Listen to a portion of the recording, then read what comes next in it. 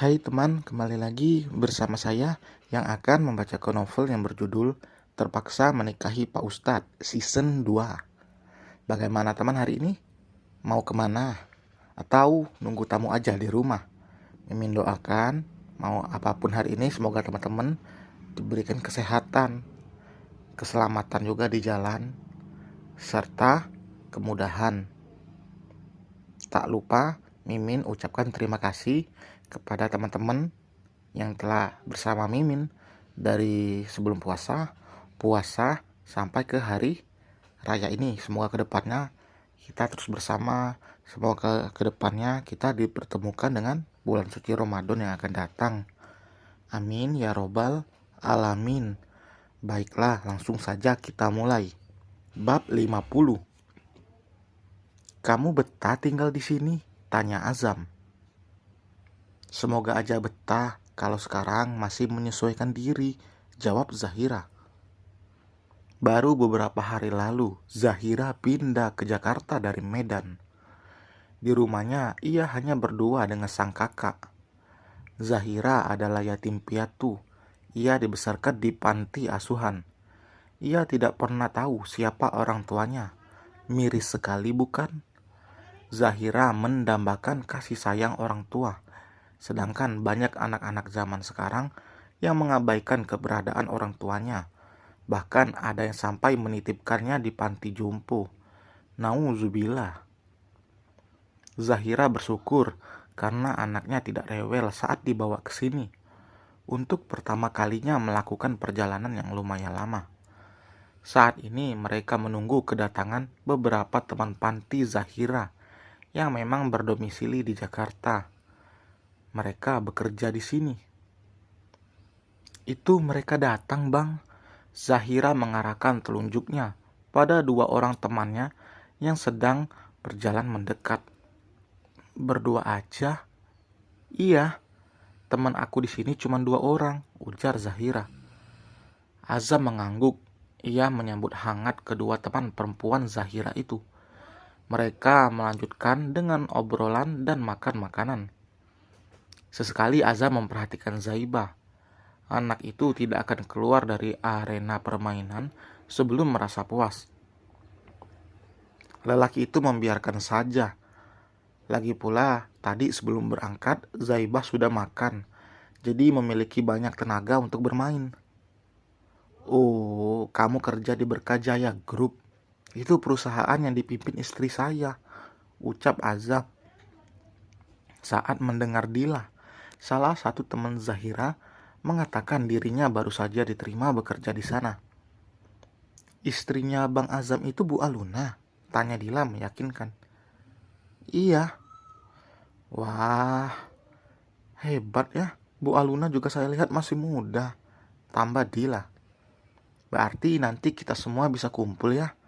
Abang bukannya mau ajakin istrinya ketemu sama aku, ucap Zahira. Iya, tapi istri abang itu sangat sibuk. Susah cari waktu luangnya, jelas Azam. Iya sih bang. Kalau Citra kerja di mana? Kini Azam beralih pada sosok yang duduk di sebelah Zahira. Kalau aku di pabrik makanan, udah hampir 2 tahun kerja. Alhamdulillah betah, meskipun gajinya nggak seberapa. Obrolan mereka mengalir begitu saja, sampai Zaibah akhirnya selesai bermain karena merasa lelah.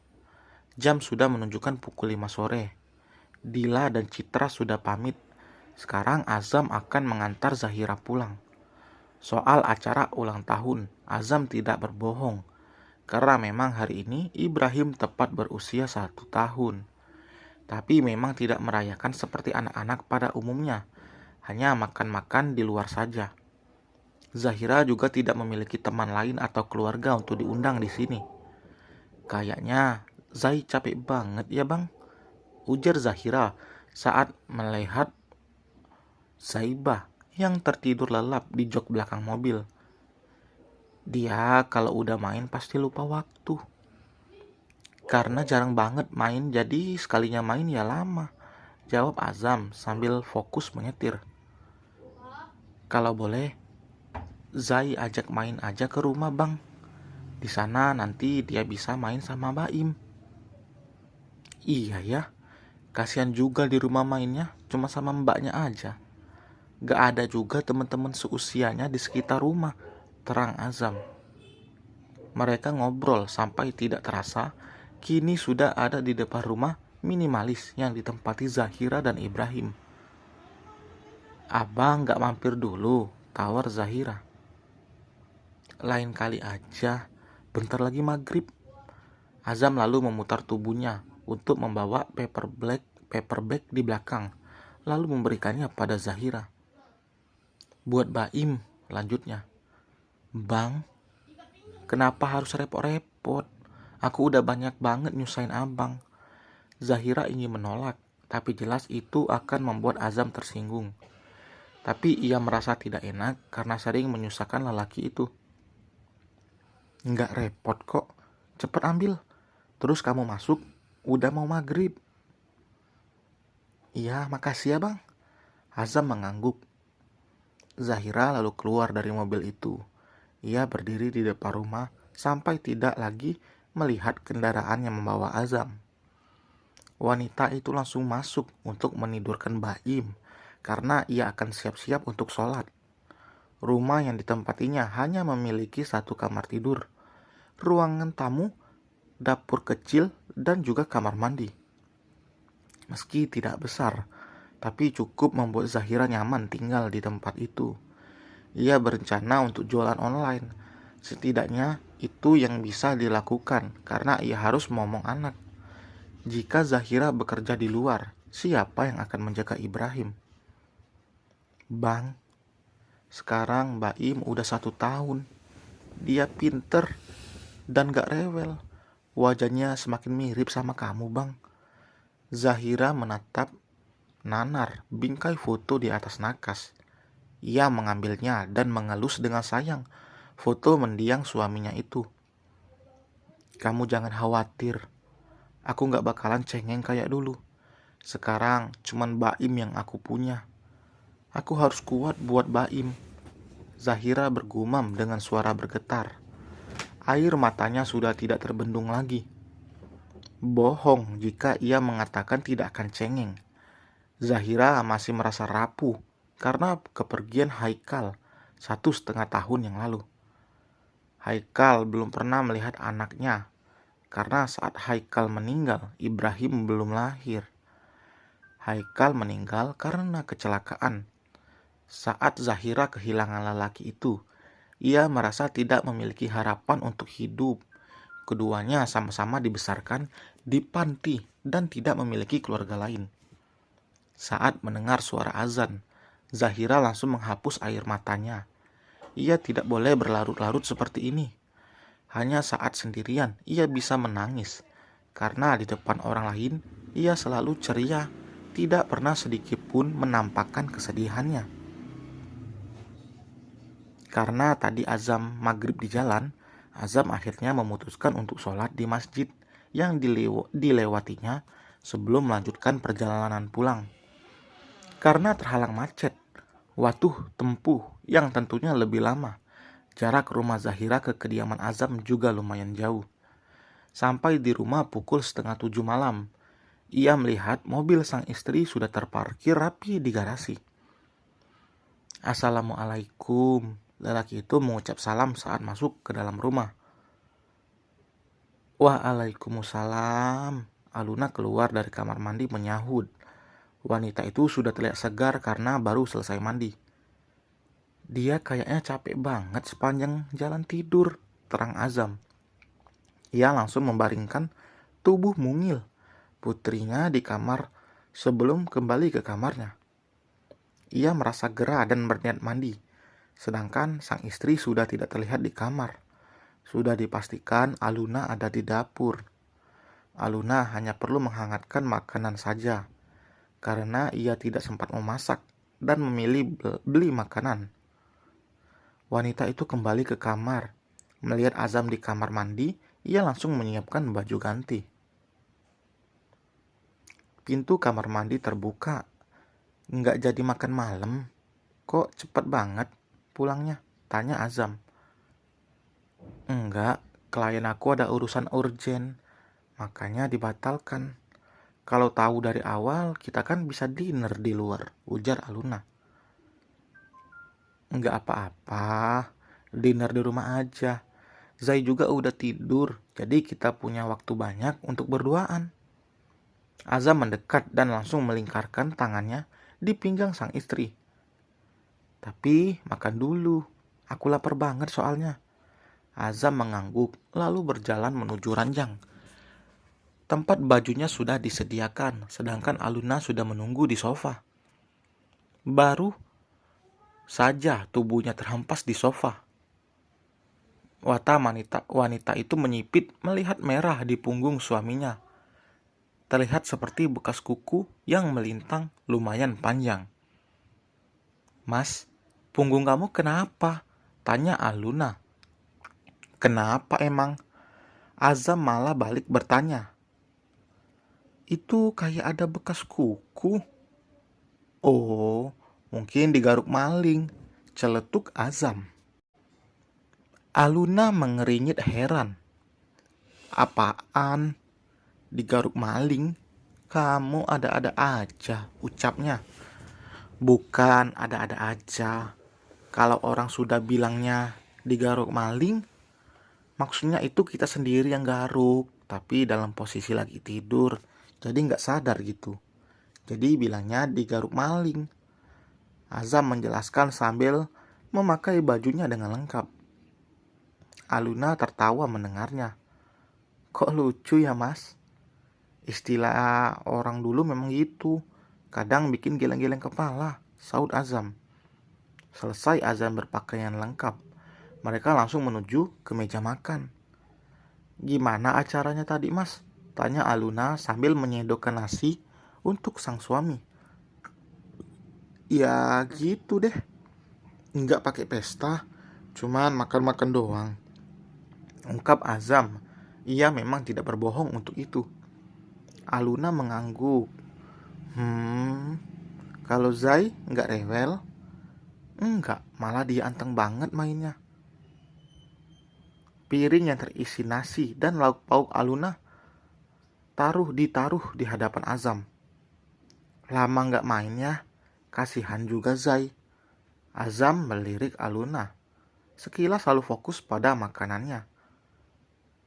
Kamu udah pikirin tawaran aku? Tanyanya. Sebelah alis Aluna terangkat. Tawaran yang mana? Lelaki itu terlihat menaruh kembali sendok yang sedikit lagi masuk ke dalam mulut. Menghela napas panjang dan mengarahkan pandangannya pada sang istri. Aku minta kamu di rumah, urus anak, biar aku yang pegang perusahaan. Lupa aku pernah bilang kayak gitu. Tawaran yang pernah dikatakan oleh Azam dan Aluna saat pertama kali mendengarnya sama sekali tidak berminat untuk itu. Azam bukan tidak mampu. Ia bisa saja mengambil alih dan memimpin perusahaan milik ibu mertuanya itu. Ia tidak ingin Aluna terus-menerus bekerja dan hanya memiliki sedikit waktu untuk keluarga. Iya, aku ingat mas. Jadi jawabannya, Aluna diam untuk beberapa saat, membuat Azam mengerti jika sang istri tidak ingin melepas perusahaannya itu dan ingin memimpinnya sendiri. Udah, gak usah mikirin jawabannya. Aku tahu kok. Yuk makan. Meski sudah tidak selera, Azam tetap melanjutkan makannya. Dulu Azam mengizinkan Aluna tetap bekerja karena berpikir istrinya itu akan pensiun setelah Alika menggantikan, tapi ternyata takdir tidak menginginkan itu. Alika tidak bisa ikut sang kakak untuk mengurus perusahaan karena kondisi Akil. Jika berpikir Aluna akan terus bekerja, lalu kapan wanita itu memiliki waktu untuk keluarga? Azam tidak memikirkan dirinya sendiri, tapi ia memikirkan Zaibah. Anak itu lebih butuh pendampingan dari ibu daripada ayahnya. Sedangkan hampir setiap hari Aluna sibuk. Bahkan hari Minggu pun terkadang Aluna tidak bisa menemani anaknya bermain karena kelelahan. Maaf mas, aku gak mau merepotin kamu. Aluna menunduk merasa tidak enak. Sendok dari tangan Azam terlepas begitu saja, hingga berdenting mengenai piring. Aluna sampai terperanjat kaget. Kamu pikir aku itu orang lain kah? Kenapa selalu bicara gak mau merepotkan aku? Aku mengajukan diri, berarti aku bisa. Aku mampu, Aluna. Suasana yang tadinya santai, kini tiba-tiba berubah. Sosok Aluna yang dewasa, penyayang, pekerja keras dan penurut. Bukankah terlihat sempurna? Ya, tapi sayang, tidak ada manusia yang sempurna di dunia ini. Pasti ada saja sedikit hal tidak baik dalam dirinya. Hanya saja Allah tutupi kekurangannya. Aluna memiliki obsesi dalam dirinya untuk bisa seperti sang ibu, menjadi sosok wanita yang kuat dan bisa mengurus perusahaan sekaligus anak. Bukankah sekarang anak-anak Bu Rita tumbuh menjadi anak yang dibanggakan? Meski dulu jarang menghabiskan waktu bersama karena kesibukan Bu Rita sebagai seorang pebisnis. Bukan gitu, Mas. Azam kembali membuang nafas kasar. Ia menggenggam tangan Aluna. Jaga kesehatan. Jangan terlalu memforsir tubuh kamu. Azam mengelus puncak kepala istrinya itu sebelum melanjutkan makan. Rasanya tidak akan selesai jika mereka terus berdebat. Ia juga tidak seharusnya berdebat dalam kondisi Aluna yang lelah karena pulang bekerja. Aluna juga tidak ingin memperpanjang pembicaraan. Akhirnya mereka makan dalam diam. Sebagai seorang istri, Aluna juga menjalankan tugasnya dengan baik. Ia melayani suaminya sepenuh hati, meski Azam jarang meminta. Bukan apa-apa, Azam tahu istrinya itu lelah bekerja. Ia tidak mungkin egois dengan kembali menguras tenaga wanita itu saat berada di rumah. Aku ke kamar duluan. Azam berdiri menaruh piring di wastafel, lalu berjalan ke kamar. Sebagai seorang lelaki, ia tentu merasa tidak dihargai dan egonya terluka saat istrinya tidak mau mendengarkan. Azam bukanlah Syafiq, mereka tidak sama. Karakter mereka jauh berbeda. Mereka hanya teman masa kecil saja. Jangan disamakan. Cara Azam dan Syafiq menghadapi masalah, mencari solusi dalam rumah tangga juga tidak sama. Mungkin mereka memiliki masa lalu yang hampir sama, yaitu memiliki wanita yang dicintai sebelum bertemu dan menikah bersama pasangannya saat ini. Beda dengan Azam, belum sampai menikah dengan sang mantan saat itu, sedangkan Syafiq membuktikan cintanya pada Selin dengan menikahinya. Tidak lama, Aluna ikut masuk ke dalam kamar. Ia melihat Azam yang duduk bersandar di kepala ranjang sambil membaca buku. Ya, biasa untuk pengantar tidur. Setidaknya Azam harus membaca buku lebih dulu. Mas, mau dibuatin teh? Tawar Aluna. Enggak usah. Sebentar lagi juga aku tidur kok. Berniat untuk mencairkan suasana, Aluna merangkak di atas ranjang mendekati Azam, menarik tangan lelaki itu dan memeluknya dari samping. Azam hanya merespon dengan tangannya yang berada di pundak Aluna. Ayo tidur, Mas. Sebenarnya Aluna memberikan kode, tapi Azam sedang tidak mood. Tidur duluan aja, aku mau beresin baca beberapa lembar lagi, sahutnya. Mobil yang dikendarai Azam berhenti di depan rumah Zahira. Ia langsung turun dan mengetuk pintu rumah itu. Assalamualaikum. Waalaikumsalam. Iya, bentar. Abang, ada apa pagi-pagi kesini, Bang? Tanya Zahira. Kamu lupa, Abang mau antar kamu ke dokter, ujar Azam. Zahira menepuk jidatnya karena baru ingat. Ia malah belum bersiap-siap. Ia sedang memasak, bahkan belum mandi dan masih mengenakan daster. Aduh Bang, maaf ya. Padahal aku bisa. lo pergi sendiri. Abang udah janji, gak mungkin abang gak antar kamu. Zahira memperlihatkan Azam untuk masuk. Terlihat, Ibrahim sedang bermain sendiri bersama mainannya. Baim udah wangi ya. Azam mencium gemas pipi anak itu. Berbeda sekali dengan sang ibu yang sama sekali belum mandi. Karena biasa seorang ibu itu akan lebih dulu mengurus anaknya daripada mengurus dirinya sendiri. Bang, aku tinggal sebentar ya. Ya, santai aja. Lagian rumah sakitnya gak jauh dari sini kok. Zahira mengangguk lalu ke dapur untuk mematikan kompor sebelum lanjut mandi. Beberapa menit menunggu, Zahira selesai. Ia mengenakan pakaian santai dengan celana kulot dan blus berlengan panjang. Rambut panjangnya ia ikat ekor kuda. Penampilan Zahira seperti anak sekolahan. Jelas saja usianya baru 19 tahun. Maaf ya bang, nunggu lama. Enggak kok. Yuk berangkat. Azam menggendong Ibrahim, lalu berjalan lebih dulu keluar rumah. Azam sama sekali tidak mengatakan pada Aluna jika dirinya pergi untuk mengantar Zahira ke rumah sakit. Di antara mereka memang tidak ada hubungan apa-apa, tapi tidak benar jika Azam menyembunyikan sesuatu dari istrinya, apalagi sampai ia bertemu dengan wanita lain. Bukan apa-apa. Wanita rentan untuk jatuh cinta, apalagi jika diberikan perhatian yang lebih oleh seorang lelaki. Tidakkah Azam berpikir sampai ke situ? Dulu sebelum menikah, ia bisa berdekatan bebas, bersentuhan dengan lawan jenis, bahkan bisa melakukan hal yang lebih bersama dengan kekasihnya. Seorang lelaki yang sudah terbiasa bermaksiat sebelum menikah akan lebih mudah bermaksiat setelah menikah. Dan selesai teman, terima kasih telah mendengar. Jangan lupa like, komen, dan subscribe ya.